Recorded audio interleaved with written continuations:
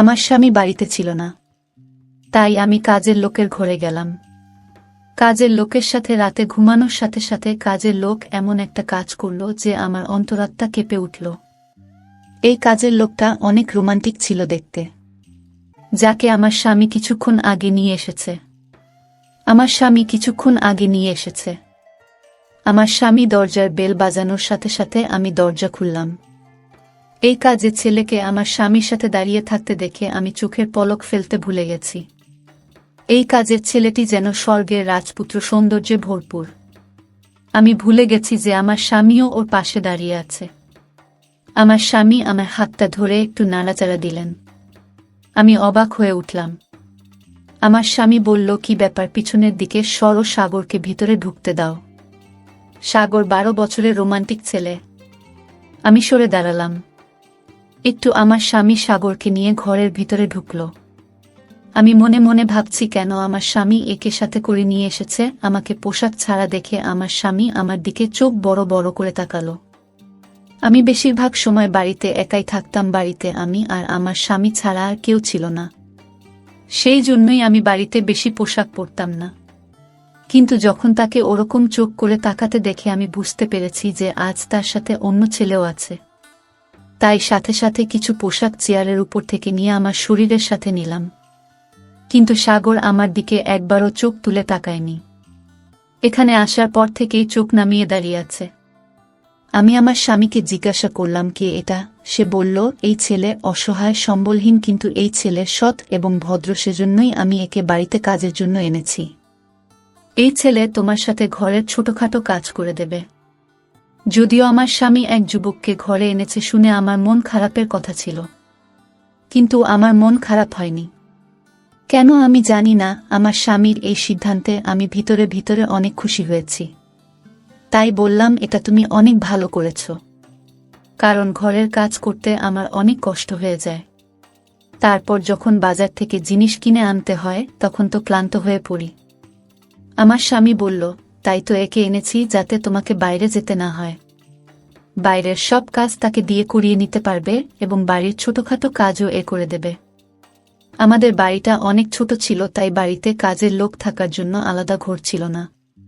কিন্তু আমার স্বামী এই ছেলেটির জন্য বাড়ির স্টোর রুম খালি করে দিয়েছে। আমার স্বামী সেখানে একটা খাট এনে রেখেছে এবং ফ্যানও দিয়েছে। আমার স্বামী একটি প্লেটে খাবার নিয়ে স্টোর রুমে ওকে খেতে দিয়ে এলো। আমার স্বামী আমাকে বলল, যখন কোনো কাজ থাকবে না তখন এক বাড়ির ভিতরে বেশি সময় থাকতে দেবে না, একে স্টোর রুমে থাকতে বলবে। আমি বললাম, ঠিক আছে। কেন জানি না, আমার ভিতরে অদ্ভুত চিন্তাভাবনা আসে, ফলে সারা রাত শান্তিতে ঘুমাতে পারিনি আমি। চোখ বন্ধ করলেই চোখের সামনে ভেসে ওঠে সাগর মুখটা। কেন জানি না, তবে আমার মন চাইছিল রাতটা তাড়াতাড়ি শেষ হয়ে যাক আর আমার স্বামী তার কাজে চলে যাক, আর আমি এই সাগরকে মন ভরে দেখি, যাকে এক পলক দেখে আমি পাগল হয়ে গেছি। যতটা সুন্দর এই ছেলে ছিল, আজ পর্যন্ত কোনো মেয়ের মুখও এত সুন্দর দেখিনি। এই কথাটা ভেবেই আমি অবাক হচ্ছিলাম যে এ কেমন অদ্ভুত ছেলে যে একবারও আমার দিকে চোখ তুলে তাকালো না। পরের দিন অনেক ভোরে ঘুম থেকে উঠে রান্নাঘরে গিয়ে নাস্তা তৈরি করছিলাম। আমি এমন সময়ে আমার স্বামী স্টোর রুমের দরজায় শব্দ দিল। ছেলেটি বেরিয়ে আসে। আমার স্বামী ওকে বলল, বাজার করে এনে মালকিনের সাথে প্রয়োজনীয় কাজ করে নাও, তারপর আমি তোমাকে দোকানে নিয়ে যাব। এই কথা শুনে আমি চিন্তায় পড়ে গেলাম যে কেন আমার স্বামী একটি দোকানে নিয়ে যাবে। সে তো একই ঘরের কাজের জন্য নিয়ে এসেছে। আমি খাবার তৈরি করা বন্ধ করে বাইরে বেরিয়ে এসে বললাম, একে কোথায় নিয়ে যাবে? একে তো ঘরের কাজের জন্য এনেছ, তাই না? আমার কথা শুনে আমার স্বামী প্রথমে আমার দিকে অদ্ভুতভাবে তাকালো, তারপর বলল, সারাদিন এখানে এ কি করবে? এখনো 1 ঘন্টা বাকি আছে। তুমি যে কাজ করতে চাও করিয়ে নাও, তারপরে একে আমি আমার সাথে দোকানে নিয়ে যাব, আর একবারে রাতে আমার সাথে ফিরবে। তারপরে রাতে তোমার যে যে কাজ বাকি থাকবে তা করে দেবে। কথাটা শুনেই আমার মনটা খারাপ হয়ে গেল। আমি ঘরে এসে নাস্তা রেডি করলাম, আর ছেলেটিও রান্নাঘরে এসে বলল, দিদি, তোমার কোনো কাজ থাকলে বলো, আমি তাড়াতাড়ি করি। ওর দিকে ঘুরে তাকালাম। এখনো মাথা নিচু করে কথা বলছিল। ওর দিদি বলা শুনে আমার শরীরে কেমন যেন রাগ হয়ে গেল। এটা সত্য যে আমি ওর চেয়ে কয়েক বছরের বড়, কিন্তু দিদি তো মোটেও না। আমি বললাম, দেখো, আমার নাম সুদীপা, আমাকে সুদীপা বলেই ডেকো। আমার এত বয়স হয়নি যে আমাকে দিদি বলে ডাকবে। আমি অনেক খুশি মনে ওকে এই কথাটা বললাম। তারপর একটু রাগ দেখিয়ে বেশি এর মধ্যে বাসনগুলো রাখলাম।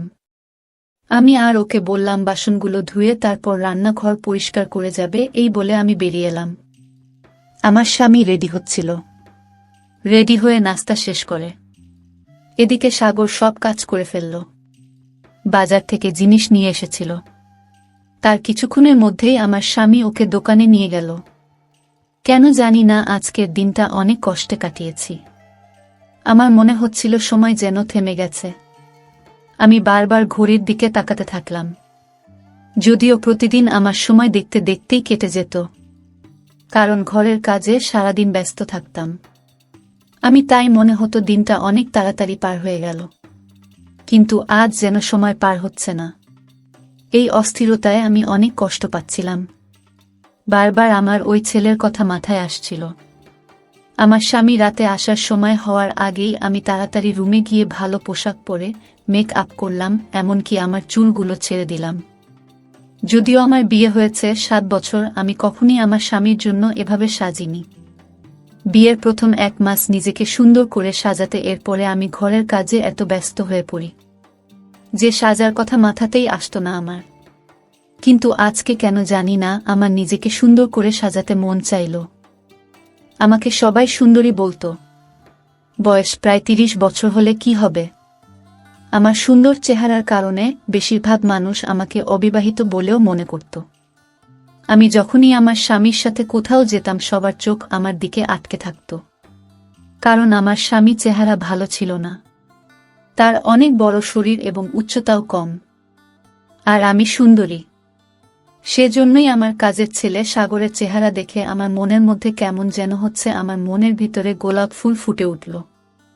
রাতে আমার স্বামী ঘরে ঢোকার সাথে সাথে আমাকে দেখে অবাক হয়ে গেল, কিন্তু আমার চোখ শুধুমাত্র সাগরের দিকে। আমি অনেক কষ্টে সারাটা দিন পার করেছি, কিন্তু একটা অদ্ভুত ছেলে, কারণ ও আমার দিকে একবারও চোখ তুলে তাকায়নি। আর এটা আমাকে ভিতর ভিতর আরও কেমন করে তুলল। কিন্তু আমার স্বামী আমাকে দেখে অনেক খুশি। খাওয়া দাওয়ার পরে বলল, সুদীপা, চলো তোমাকে নিয়ে লং ড্রাইভে যাই। তোমাকে দেখতে অনেক সুন্দর মনে হচ্ছে। কিন্তু আমি তো তার জন্য সাজিনি। যার জন্য এত কষ্ট করে সাজালাম সে আমার দিকে একবারও চোখ তুলে তাকালো না।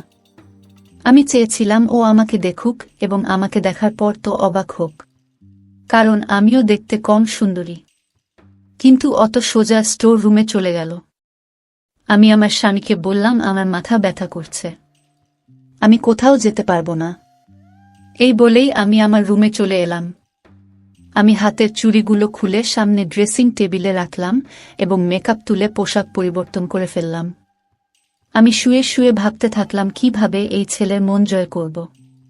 আমার মাথায় একটা আইডিয়া এলো, তাই আমার স্বামীর ওঠার আগেই আমি ছাদে চলে গেলাম। ভিজে পোশাক শুকোতে দিতে গিয়ে ইচ্ছাকৃতভাবে আমার পা মুড়িয়ে নিলাম, আর ব্যালেন্স রাখতে না পেরে সিঁড়ি দিয়ে নিচে পড়ে গেলাম। আর আমার পা খারাপভাবে ব্যথা পেল। যা আমি ভেবেছিলাম ঘটনাটা তার বিপরীতে হয়ে গেল। আমি চিৎকার করে কাঁদতে থাকলাম। আমার স্বামী এবং সাগর দুজনেই ঘর থেকে দৌড়ে বেরিয়ে হলো। আমার স্বামী আমাকে ছাদের সিঁড়ির নিচে পড়ে থাকতে দেখে জিজ্ঞেস করল, কি হয়েছে? আমি বললাম, আমার পা ভেঙে গেছে। সে আমাকে হাত ধরে দাঁড় করানোর চেষ্টা করলে আমি চিৎকার করে উঠলাম, আমি সত্যি সত্যি আমার পায়ের হাড় ভেঙে গিয়েছে। আমার স্বামী আমাকে উঠিয়ে গাড়িতে করে হাসপাতালে নিয়ে গেল। ডাক্তার আমাকে বললেন যে আমার পায়ের হাড় ভেঙে গেছে, তাই পায়ের উপরে প্লাস্টার দেওয়া হলো। আমাকে বাড়িতে এনে বিছানায় শুয়ে দিল। আমার স্বামী টেনশনে পড়ে গেলেন এবং বললেন, এখন আমি কিভাবে দোকানে যাব? সাগরকে দোকান চালাতে পাঠিয়ে দেয়। তারপরে আবার বললেন, সাগর দোকানে যাওয়ার কদিনই বা হলো, ও কি দোকান চালাতে পারবে? আমি আমার স্বামীকে বললাম, তুমি দোকানে যাও, সাগরকে এখানে রেখে যাও, আমার কিছু দরকার হলে ওকে বলবো। আমার স্বামীও রাজি হয়ে নিজের কাজে চলে গেল। আমি মনে মনে অনেক খুশি। যদিও আমার পায়ে অনেক ব্যথা হচ্ছিল। আমি পা নাড়াচাড়া করতে পারছিলাম না, কিন্তু আমার মনে শান্তি ছিল। অনেক স্বামী চলে যাওয়ার সাথে সাথে আমি সাগরকে ডাকলাম এবং আমার কিছু পোশাক খুলে সামনের সোফায় ফেলে দিলাম। সাগর আমার রুমে ঢোকার সাথে সাথেই নিচের দিকে তাকিয়ে বলল, বলুন। আমি চেয়েছিলাম ও আমাকে দেখুক, তাই আমি ওকে আমার কাছে আসতে বললাম। সাগর আমার কাছে এসে জিজ্ঞেস করল, বলুন কি বলবেন? আমি রান্না করতে পারি, তাই রান্না করে ফেলেছি। রান্নাঘর এবং ঘরও পরিষ্কার করে ফেলেছি। আমি ওকে বসতে বললাম। এটা শুনে ও আমার দিকে তাকাল।